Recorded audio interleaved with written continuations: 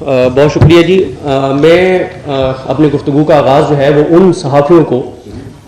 خراج تحسین پیش کرنے سے کروں گا جن کو آف ایئر کیا جاتا رہا, جن کو نوکریوں سے نکلوایا گیا اور جن کو جبری طور پہ لاپتہ کیا گیا.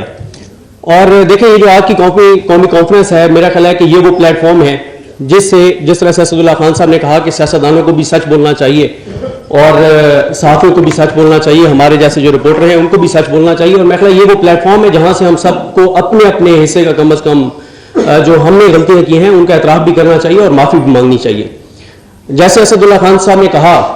تو, اور اسی لیے میں نے جلدی ان صحافیوں کے بھی نام لکھے جن کو عمران خان صاحب کے دور میں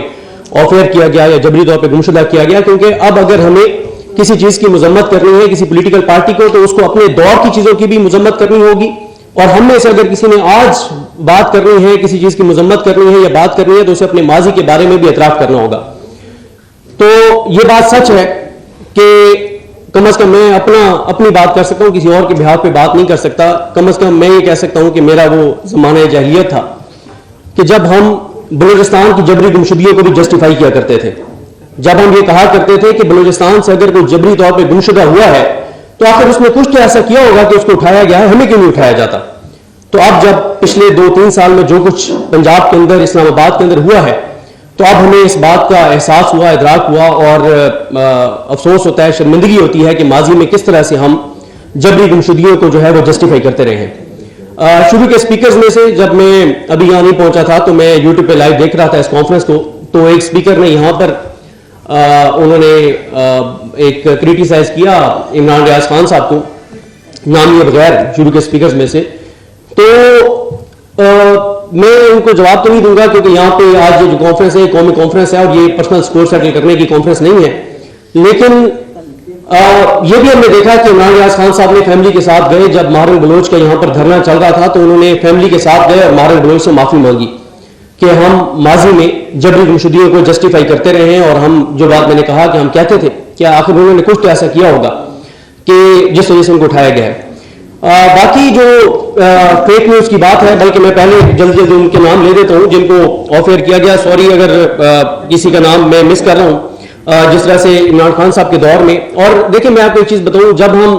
ہر چیز اسٹیبلشمنٹ پہ ڈال دیتے ہیں نا کہ اسٹیبلشمنٹ یہ کر رہی ہے, تو میں اطہر من اللہ صاحب کی بات یاد کر رہا تھا, اور اطہر من اللہ صاحب کے خلاف بھی ہم نے بڑی کمپینیں کی, اور پھر 5-6 بار ان سے جب ملاقات ہوئی, مصطفیٰ نواز کھوکھر صاحب جب ان سے ملاقات ہوئی اطہر من اللہ صاحب سے, تو 5-6 بار ان سے معافی بھی مانگی کہ ہم نے آپ کے خلاف بڑی کمپینیں کی. تو میں نے ایک بار انہیں کہا, تو انہوں نے کہا میں تنقید کو جو ہے وہ کبھی مائنڈ نہیں کرتا. میں نے کہا تنقید اگر جائز ہوتی تو کوئی مسئلہ نہیں تھا, ہم نے تو ناجائز بھی آپ کے خلاف کمپینز کی. تو وہ ان کا بڑا دل ہے, بڑے جج ہے. تو اطہر من اللہ صاحب ایک بات کہتے ہوتے تھے کہ ذمہ دار الٹیمیٹلی جو ہے وہ حکومت وقت ہوتی ہے, پولیٹیشینز ہوتے ہیں جن کے پاس اقتدار ہوتا ہے. یہ بڑا آسان ہے کہ تحریک انصاف بھی آج یہ کہہ دیتی ہے کہ اس وقت ہمارے پاس اختیار نہیں تھا, اور جو کر رہی تھی اس وقت اسٹیبلشمنٹ کر رہی تھی, اور اس وقت ان کے اسٹیبلشمنٹ کے جو بڑے تھے وہ اب ریٹائر ہو گئے تو معاملہ ختم ہو گیا, ہمارا تو کوئی قصور نہیں ہے.